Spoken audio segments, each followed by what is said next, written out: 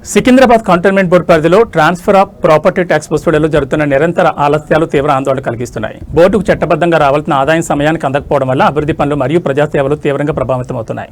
మధ్యవర్తిత్వ వ్యవస్థ కారణంగా ఏర్పడుతున్న ఈ ఆలస్యాలు అవసరమైనవి మాత్రమే కాకుండా కంటోన్మెంట్ బోర్డు ఆర్థిక స్వతంత్రతను దెబ్బతీస్తున్నాయి. ప్రజలకు మెరుగైన సదుపాయాలు అందించాలంటే బోర్డు ఆర్థికంగా బలపడడం అత్యవసరం.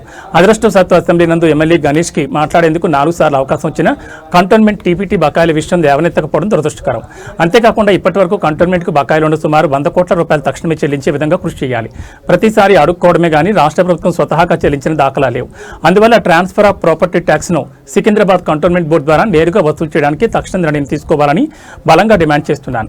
ప్రజల అభివృద్ధి, పారదర్శక పాలన మరియు వేగవంతమైన సేవల కోసం ఈ నిర్ణయం అత్యంత కీలకం. ఆలస్యం ఇక అస్సలు సహించబడదన్నారు. జూబ్లీ బస్ స్టేషన్ ప్రాంతంలో చిరు వ్యాపారాలు చేసుకుంటూ ఎన్నో ఏళ్ల నుంచి జీవనం కొనసాగిస్తున్నారు. ఇటీవల చిరు వ్యాపారుల దుకాణాలను కంటోన్మెంట్ బోర్డు అధికారులు కూల్చివేసి వాటి స్థానంలో నూతన కాంప్లెక్స్ నిర్మాణం చేపట్టి వారికే కేటాయిస్తామని చెప్పి వారి దుకాణాలను కూల్చివేశారు.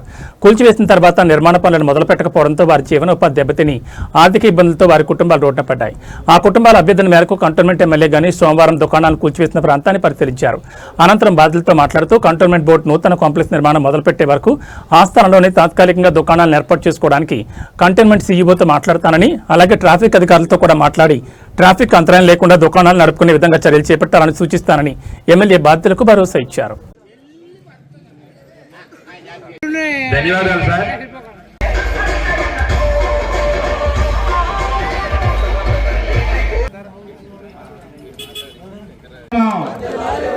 శ్రీ ప్రియన్ మాధవ్ గారి నాయకత్వం.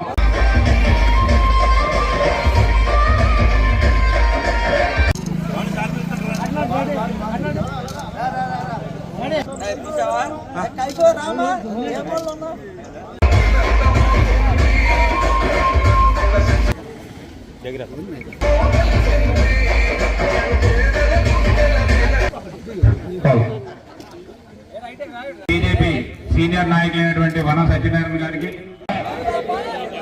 జిందాబాద్ జిందాబాద్ జిందాబాద్ జిందాబాద్ భారత్ మాతా కీ భారత్ మాతా.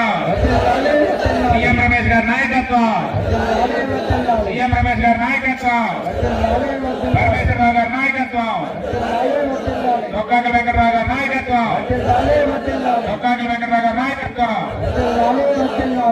భారతీయ జనతా పార్టీ స్థాపించడం జరిగింది. దీనికి మొదటి అధ్యక్షులుగా అటల్ బిహారీ వాజ్పేయి గారు ఆ రోజు నియమించడం జరిగింది. అలాగే భారతీయ జనతా పార్టీ 1996లో అటల్ బిహారీ వాజ్పేయి గారు తొలిసారిగా ప్రధానమంత్రి పదవి లభించి అది 13 రోజులకే పరిణితం జరిగింది. ఆ రోజు పరిస్థితులు అందరికీ తెలుసు.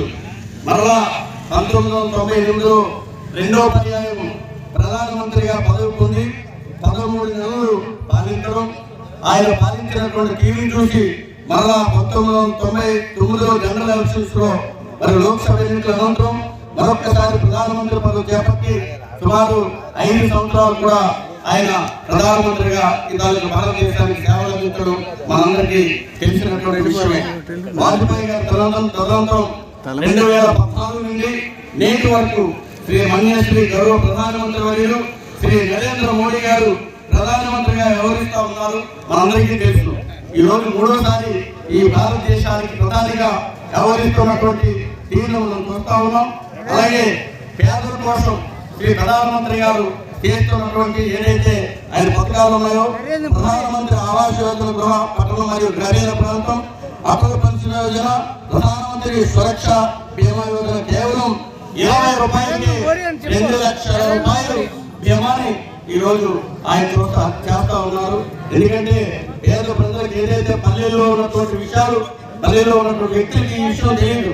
20 రూపాయలకి వెళ్తే సుమారు ఏదైనా ప్రమాదవశాత్తు ఏదైనా మంచి ఏమైనా 20 రూపాయలకే 2 లక్షల రూపాయలకి ఇచ్చే పథకాలు కూడా ఆయన తీసుకురావడం మీ అందరికీ తెలుసు. అలాగే